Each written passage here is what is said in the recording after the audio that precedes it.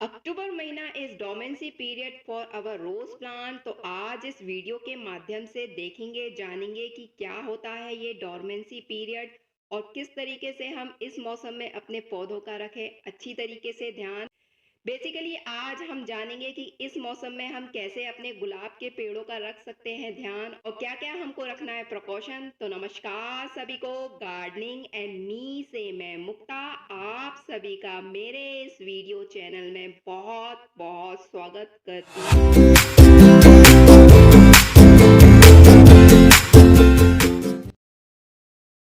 तो चलिए video start करते हैं और ये पिछले वीडियो का नेक्स्ट पार्ट है। पिछला वीडियो अगर आपने नहीं देखा है तो ज़रूर देखिएगा, क्योंकि इससे पहले जो मैंने इसमें यूज़ किया है वो भी आपको पता चल जाएगा।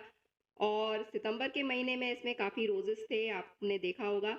इसके बाद ये अक्टूबर का मंथ है और इस महीने में डोरमेंसी पीरियड हो जाता है। और डोरमेंसी पीरियड का मतलब है कि निष्क्रियता। वेदर चेंज के साथ साथ ये प्रॉब्लम आती है, जैसे ही सर्द गर्म का मौसम आता है, सर्दियों का मौसम आता है। अक्टूबर महीनों को डोरमेंसी पीरियड क्यों कहा जाता है? क्योंकि इस मौसम में पौधों की बढ़ने की क्षमता, उसमें फूलों की कमी आ जाती है और उसमें जो ग्रोथ की प्रॉब्लम है बहुत धीरे धीरे होती है।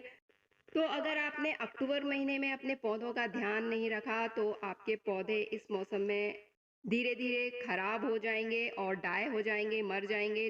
तो इस मौसम में कैसे रखें ध्यान, ये हम देखेंगे जानेंगे।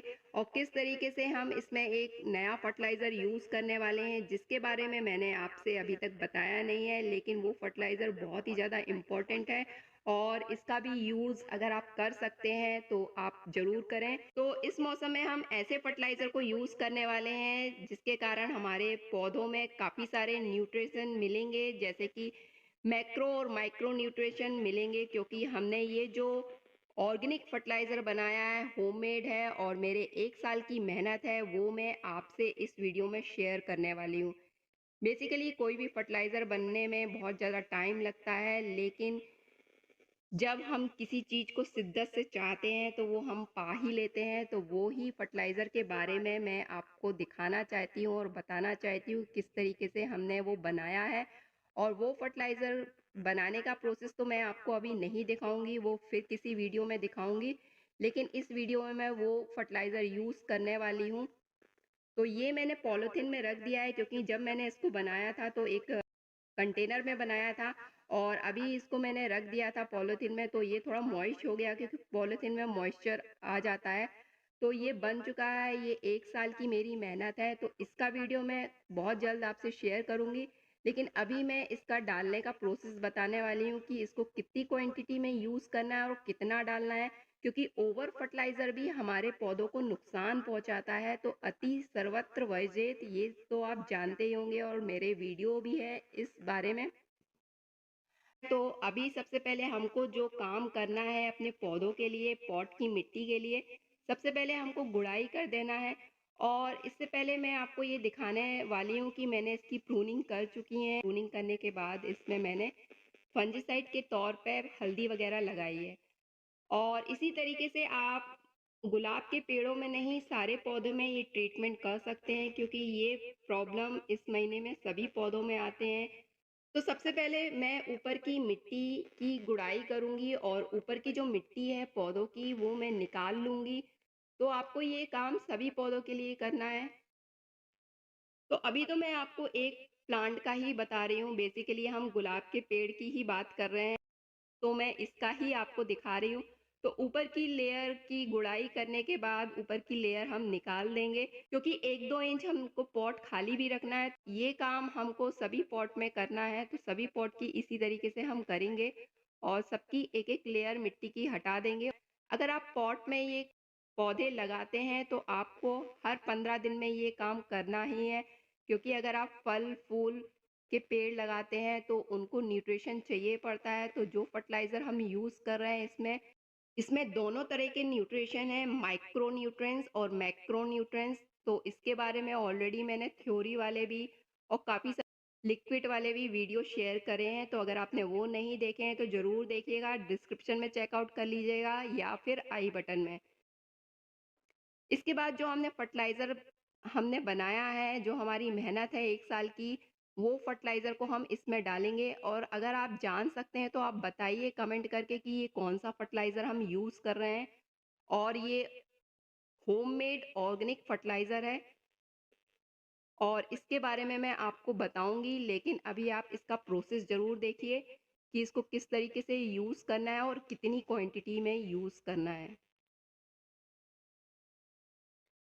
तो मैंने देखिए थोड़ा-सा क्वांटिटी इसकी ले ली है और इसी में हम गार्डन सॉइल भी ऐड करेंगे।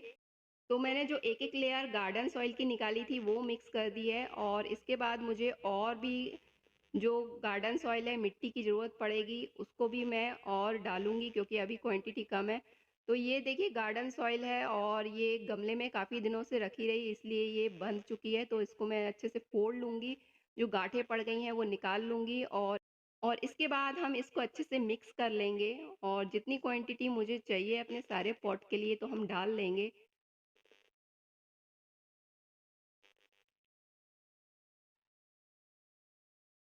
तो देखिए मैंने सारा जितना मुझे चाहिए उतना मैंने मिक्स कर लिया और अगर मुझे ज़रूरत पड़ेगी तो फिर मैं और यूज़ कर लूँगी।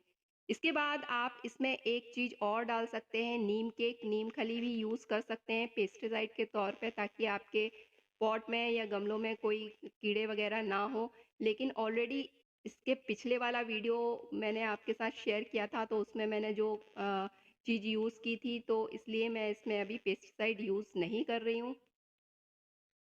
तो वो वीडियो भी आप ज़रूर देख लीजिएगा, ऊपर आई बटन में चेकआउट कर लीजिएगा कि मैंने क्या यूज़ किया था पिछले वीडियो में। तो पेस्टिसाइड की अभी मुझे ज़रूरत नहीं है, तो वो मैं अभी इसमें यूज़ नहीं कर रही हूँ क्योंकि वो ऑर्गेनिक तरीके से मैंने इसमें डाला था, जो यूज़ किया था वो उसको भी आप चेकआउट कर लीजिएगा कि मैंने क्या डाला था। मिक्स करने के बाद मैंने अपने पॉट में डाल दिया है इसको और थोड़ी-थोड़ी क्वांटिटी में डालना है और इसी तरीके से हम ये सारा काम कर लेंगे सभी पौधों में और एक-एक, दो-दो लेयर डाल देंगे। और आप ये देख रहे होंगे ये गुलाब की जो स्टैम्प है सिर्फ एक ही दिखाई दे रही है। ये भी काफ़ी अच्छा मेरा वाइट रोज़ का प्लांट है, तो इसमें भी प्रॉब्लम आ गई थी, तो इसकी भी मैंने प्रूनिंग वगैरह, कटिंग वगैरह कर दी है। उसके बाद इसकी गुड़ाई कर दी है। तो ये फर्टिलाइज़र की अब बात कर लेते हैं। ना ये वर्मी कंपोस्ट है, ना ही ये किचन वेस्ट है। ये जो कंपोस्ट है, ये सड़ी हुई गोबर की खाद है, जो मैंने घर में ही प्रिपेयर की है और 1 साल की मेरी मेहनत है, क्योंकि इसमें काफ़ी सारे न्यूट्रिशन प्रेज़ेंट रहते हैं, जैसे कि मैक्रो और माइक्रो। मैक्रो न्यूट्रिएंट्स तो आप जानते हैं कि क्या होते हैं, माइक्रो भी हमारे पौधों के लिए ज़रूरी होते हैं। तो दोनों न्यूट्रिशन के बिना हमारे पौधे जीवित नहीं रह सकते। जिस तरीके से हमको न्यूट्रिशन की ज़रूरत होती है, पौधों को भी समय-समय पे चाहिए रहते हैं। बेसिकली जो फ्लावर के प्लांट हैं, जैसे गुलाब के, गुड़हल के, नींबू वगैरह के, फल के, सब्जियों के, तो सभी पौधों में ये न्यूट्रिशन चाहिए पड़ता है, समय-समय पे हमको डालना पड़ता है। और इस मौसम में अगर आप गोबर की खाद अपने पॉट में यूज़ करते हैं, तो वो तो सोने पे सुहागा की बात है, क्योंकि पूरे न्यूट्रिशन हमारे पौधों को मिल जाते हैं। तो ये खाद भी आप ज़रूर यूज़ कीजिए। अगर आप घर में नहीं बना सकते तो ये आपको ऑनलाइन भी आप बाय कर सकते हैं, या आपके घर के आसपास नर्सरी वगैरह है तो आप वहाँ से भी ले सकते हैं। तो ये सारे न्यूट्रिशन भी हमारे पौधों के लिए बहुत ज़्यादा ज़रूरी है और समय-समय पे अगर आपको लगे कि आपके पौधों में कीड़े वगैरह हो रहे हैं तो और पेस्टिसाइड वगैरह यूज़ कीजिए। मौसम में ज़रूर अपने पौधों का ध्यान रखिए। बेसिकली हो सके तो आप ऑर्गेनिक चीज़ें ही यूज़ कीजिए अपने पौधों के लिए। तो देखिए ये सब अप्लाई करने के बाद हमारे पौधों की कंडीशन अब बढ़ जाएगी और धीरे-धीरे ठंडियों में भी हमको काफ़ी सारे रोज़ मिलेंगे। तो ये था डोरमेंसी पीरियड और इस मौसम में हमको अपने पौधों की ऐसे रखनी है ध्यान। ये ही पौधे नहीं, आप सभी पौधों में ये काम कर सकते हैं, चाहे फल हो, फूल हो या शो के प्लांट हो। तो सभी पौधों में आप ये काम करिए। और ये डालने के बाद 15 दिन के बाद का व्यू है, जब मैंने ये सारा काम कर चुके थे और इसके बाद मैं आपको ये वीडियो दिखा रही हूँ। तो अगर आपको मेरा ये वीडियो और मेरी इन्फॉर्मेशन पसंद आई हो तो इसे लाइक, शेयर, सब्सक्राइब ज़रूर कीजिएगा और बेल आइकॉन ज़रूर प्रेस कीजिएगा, ताकि आने वाले वीडियो का नोटिफिकेशन आपको मिल सके। वीडियो देखने के लिए आपका बहुत-बहुत धन्यवाद और अपना और अपने पौधों का ध्यान ज़रूर रखिएगा।